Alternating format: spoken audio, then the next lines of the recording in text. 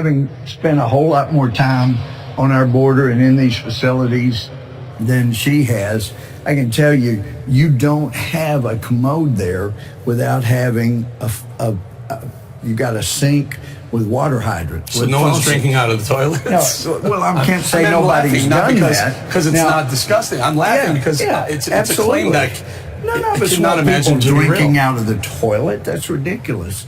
I'm offended when our cat does that time to time at home.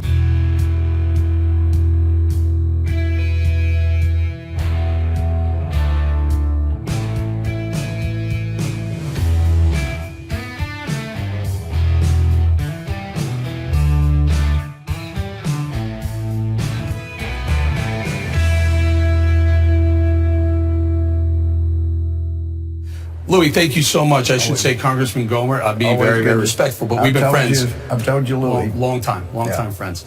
Congressman, you know, this whole talk of the Democrats going to the border. Remember, AOC said there's internment camps, concentration camps. She got a lot of pushback. A group of Democrats went down to the border to look at our detention facilities and came back with some pretty harsh commentary. What are your thoughts? Well, I understand particularly comments were made that they were told to drink out of the toilet when apparently there was no such statement like that. But I've spent a tremendous amount of time there. I've been down on the southern border of Texas all night, many times, and I've been to these facilities, and there are more people there than they should be because we're not stopping anybody from coming in, due partly to federal judges' efforts to stop building of the wall where the president's still doing so, trying to do so, and also the orders about not preventing people from coming in that have been tying the hands.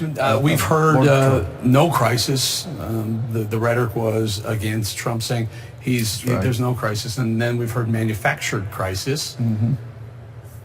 And I agree with manufactured crisis, but it's being manufactured by the Democrats and all of those who want people to come flooding into our borders by continuing to dangle things like permanent health care, and we've just authorized billions of dollars to have better facilities, better food, all this kind of thing. Well, of course, that's going to keep luring people here.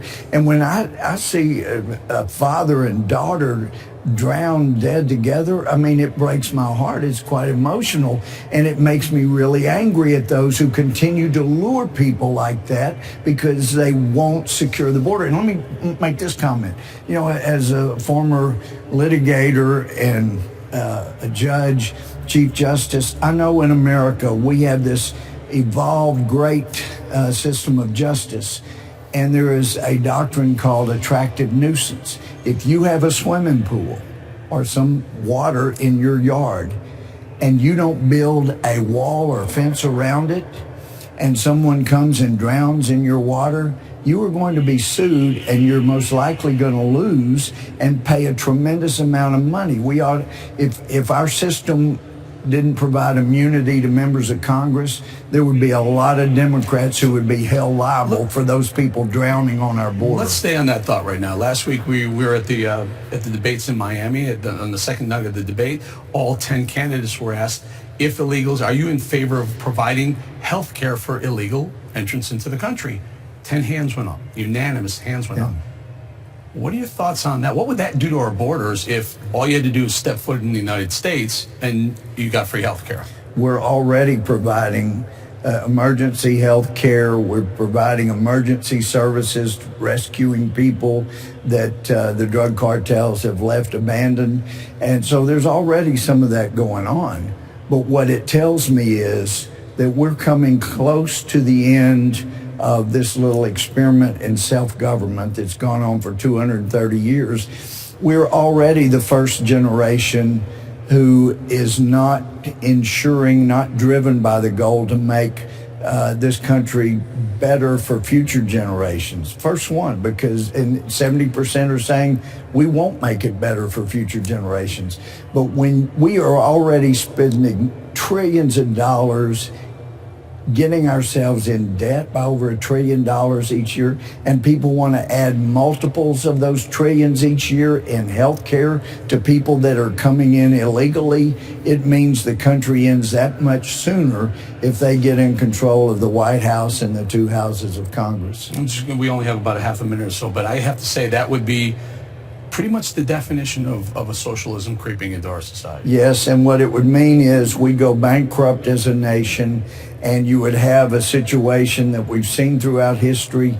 You have a totalitarian leader that ends up being able to come in and take charge over the chaos that's created by tens of millions of people flooding in that have come in and will come in illegally, and they will take charge, and this will be done. Starts with healthcare, could proceed to benefits, and who knows, maybe even Well, we're already going bankrupt. It just exacerbates. Congressman, thank you so much for your time. Congressman Gohmert, Louie to us. Thank you so much, sir. Eric.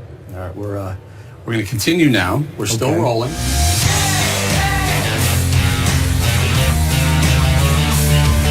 Well, this is our 1 day prior to our 1 year anniversary. America's been on air for a year, Congressman. Who would have thought? Who would have thought? You've been a guest on our show several times. Yeah. I want to get into, thank you, by the way.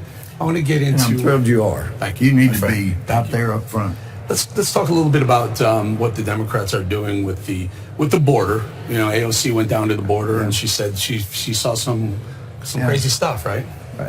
Right. And having spent a whole lot more time on our border and in these facilities than she has, I can tell you, you don't have a commode there without having you got a sink with water hydrants. So no one's drinking out of the toilets? No, well, I can't say nobody's done that. Because it's not disgusting. I'm laughing because it's a claim that none of us want people drinking out of the toilet. That's ridiculous. I'm offended when our cat does that time to time at home, but I try not to drink. That would be Niles. Niles. So, but I'm offended whenever that happens. We don't want people drinking out of the toilet, but the truth is the faucet, the sinks are there, and you don't have one without the other in these facilities where people are.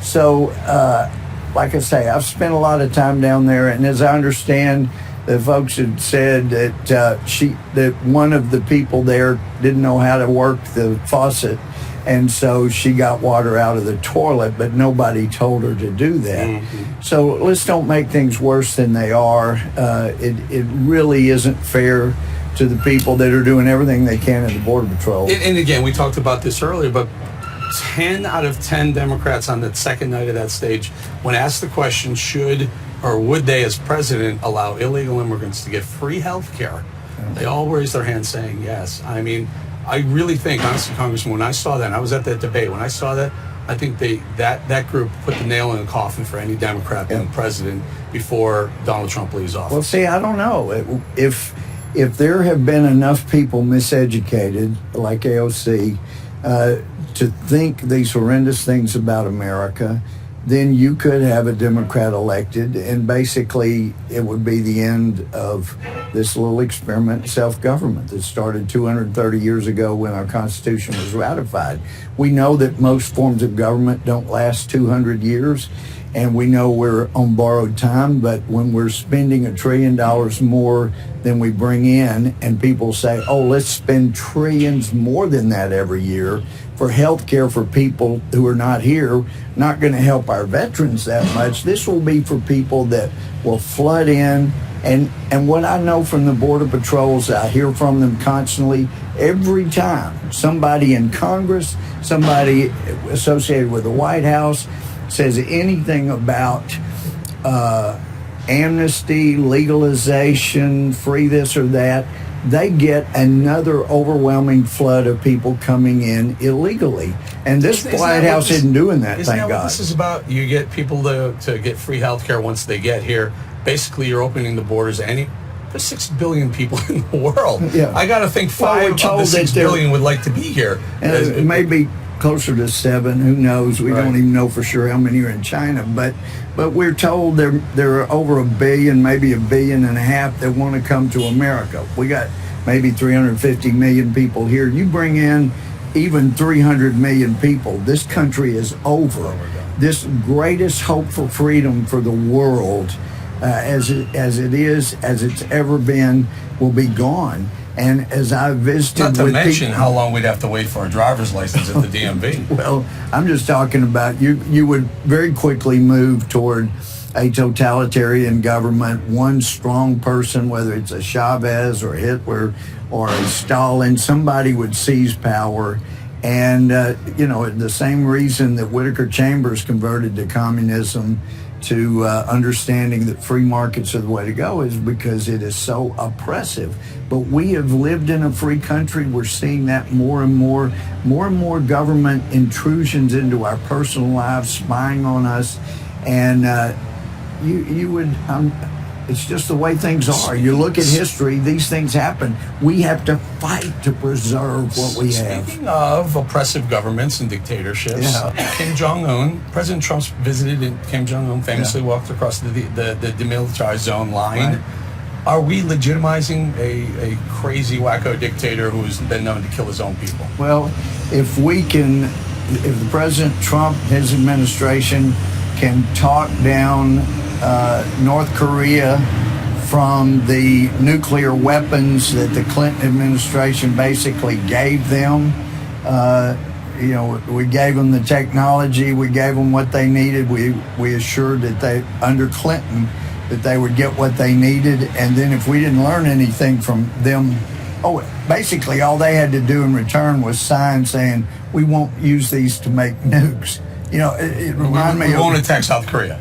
Yeah, well, they did agree not to make nukes if we gave them all this if the Clinton administration gave them all the nuclear technology. This is important. Clinton gives the North Koreans the ability to make a nuke. That's right. When they promise behind their back with their fingers crossed that they won't. Yeah. Obama basically empowered or enabled Iran to do the same thing. Well, and not only that, he sent the same person who had been most integral in getting North Korea nukes. She became the lead negotiator of the Obama administration to give Iran nukes, or the ability to pursue them. Same kind of deal. They're willing to sign whatever it takes. But then again, I was with a couple other members of Congress when we talked to the lead inspectors from the IAEA that's supposed to go in, make sure Iran's not pursuing nukes. And they said, yeah, they can keep signing the report that says we found no evidence of that. I said, but you're not allowed to go into the military facilities where these would really be developed. Or no, worse, we haven't. Covert facilities that the military, it's beyond. But they know beyond military. Pretty much, but they're not allowed into the facilities where they would be creating the nuclear weapons. And so anyway, they said, but they did give us a video they said came from there. I mean, it's just outrageous. I think the Young Turks produced that video, if I'm not mistaken. St. Iger's group, I think they're the executive producer on the Iranian nuclear video. Sure wasn't WikiLeaks, that's for sure. Should we have dropped a bomb on Iran? I mean, Trump sent the planes up. Tehran was about to get, feel hellfire dropped on him. He pulled them back. Should he have let him go? I think he did the right thing. I don't think that was a commensurate response, but as I've mentioned to the president, I think he did the right thing. But at some point, they've got to pay a very severe price for what they did. Don't forget, and what they're doing. In the 80s, we played around with them for a long time. Israel finally said, you're not going to go, we're going to go. And Israel bombed the Iranian nuclear program and took them back a decade or two. Yeah, and that was very helpful. So I think at some point, that's going to need to happen. The difference is now they've got in Iran, they have the sophisticated Russian weapons for shooting down our planes. Is that a Russian weapon that shot down the drone? Yes.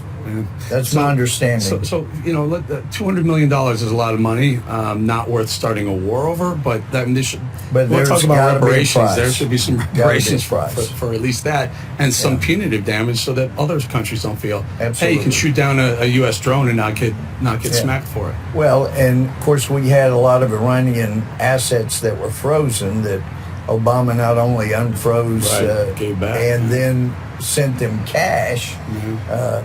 Just unbelievable that any president of the United States would be so willing to give the killer of Americans. We know they Hezbollah, Hamas, well, and in supporters.